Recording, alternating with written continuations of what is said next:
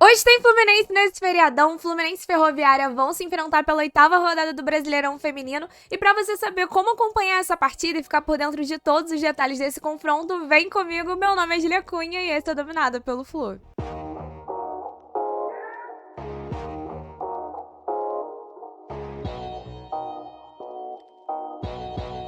Pra gente começar o nosso pré-jogo com as principais informações para quem quer acompanhar essa partida, Fluminense e Ferroviária vão se enfrentar hoje às 3 horas da tarde em Moça Bonita, ou seja, pra você do Rio de Janeiro, pode acompanhar esse jogo de pertinho. Os jogos do feminino estão sendo com portões abertos e vai ter transmissão pela TV Brasil para quem estiver de longe. E é claro, lá no time de Guerreiras sempre tem a transmissão em áudio também.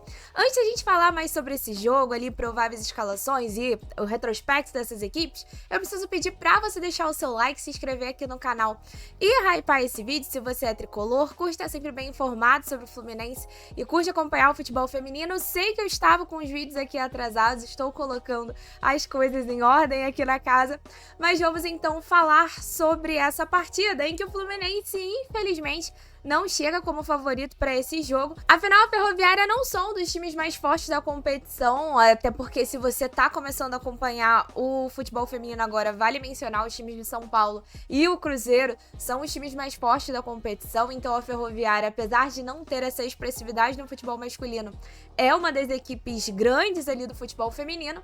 E bem, até o momento tá disputando a liderança com o Cruzeiro, inclusive era líder, perdeu a liderança durante o decorrer dessa rodada com o empate do Cruzeiro contra o Flamengo e pode recuperar essa liderança caso empate ou vença da gente hoje, ou seja, é um time que briga ali bem na parte de cima da tabela, mas a gente pode arrancar os pontos. É claro que a gente tem que ter noção que elas são favoritas, até porque até o momento, em 7 jogos, elas tiveram 6 vitórias e apenas um empate, ainda não perderam na competição.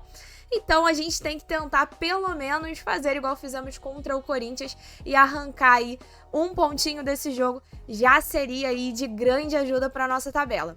Mas então, pra gente falar sobre prováveis escalações para esse jogo, vocês sabem que aqui eu sempre vou atrás no time de Guerreiras para nossa provável escalação, e dessa vez o Rafael Siqueira falou que ele não tinha informações sobre a provável escalação e ele não ia nem tentar, ao menos, ficar testando muita coisa, até porque o Hoffmann tem usado equipes diferentes e variado esse time, onde você não consegue encontrar simplesmente um padrão. Então eu vou colocar a provável escalação que o Rafa deixou, apesar dele não garantir ele que vai ser essa a escalação que o Hoffmann vai colocar em campo, e vou dar os meus pitacos sobre ela. A escalação básica que o Rafael deixou tinha Cláudia no gol, Karina na lateral direita, dupla de zaga com Gislaine e Yasmin, na lateral esquerda Sorriso, o meio de campo com Xerife e Claudinha e o ataque com Raquel, Chu, Lele e Lurdinha, tá? Mas já indicando que podemos ter algumas alterações. Quem eu acho que entra nesse jogo, por ser uma equipe forte do outro lado, e foi um pouco padrão do Hoffmann,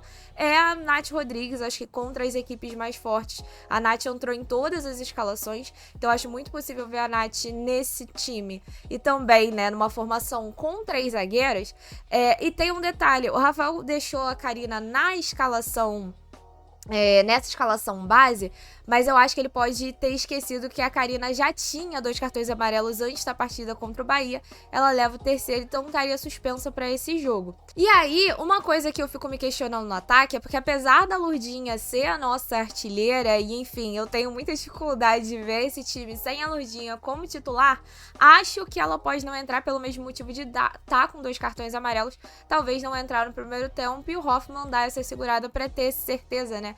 Garantia de que ela não vai correr risco de ficar amarelada para a partida contra o América, e aí talvez só lançar ela no segundo tempo. Não sei se estou viajando muito nisso, mas acho que se eu estivesse no lugar dele, faria isso. Bem, enquanto eu tava gravando esse vídeo, o Fluminense lançou o press kit ali, trazendo as informações para esse jogo e colocou no press kit que a Xerife está em tratamento no CT porque ela teve um estiramento na posterior da coxa esquerda, então a gente não conta com ela para essa partida. Imagino que a tendência é a gente ver talvez a Camila Sotero entrando nesse meio campo, e no lugar da Karina, que eu falei com vocês que estava suspensa, imagino que vai entrar a Isamelo. Mas agora vamos falar sobre como deve vir a Ferroviária para esse jogo. Segundo Rafael Siqueira, do time de Guerreiras, a Ferroviária tem utilizado a mesma escalação nos seus jogos, né? Não tem variado muito, e com isso a provável escalação delas tem Luciana no gol, na linha de defesa, Rafa Soares, Luana, Andressa e Fátima Dutra, o meio-campo com Duda, Nicole, Micaela e Milena Carioca, e o ataque com Milene e Darlene.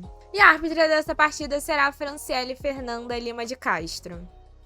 Bom, e aqui pra gente acompanhar um pouco da tabela, né, como tá a situação da competição enquanto a 8ª rodada tá rolando. A gente já teve alguns jogos, o Instituto 3B venceu o Sport por 2-1, o Palmeiras goleou o Juventude por 4-0, o América, que é o nosso próximo adversário, venceu o São Paulo por 3-1 fora de casa. Então aqui, esse é um jogo em que a gente vai ter que entrar com o pezinho no chão, mas também sem deixar a coisa rolar demais, porque apesar desse resultado aqui, o América é um time acessível, assim, pra gente poder tentar conseguir o resultado. Então, esse jogo aqui dá uma ligadinha de alerta, mas vou com confiança que o Fluminense vai fazer uma boa partida na próxima rodada, né? Mas vamos seguir nessa rodada.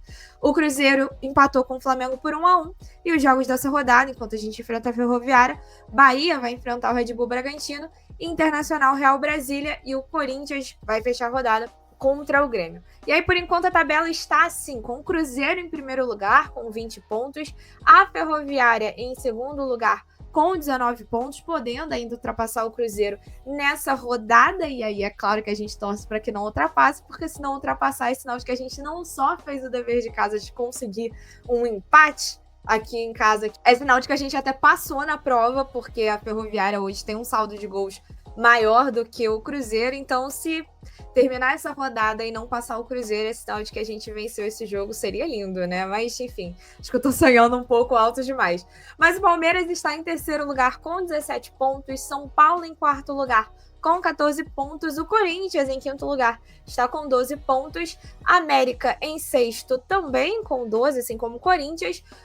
Nós estamos aqui em sétimo lugar com 11 pontos, apesar ali da derrota no último jogo para o Bahia, que veio da Série A2, mas que tem feito aí uma boa campanha, então a gente não tem nem como considerar aí uma zebra. De fato, o Bahia está fazendo uma boa campanha, está com a mesma pontuação que a gente, né?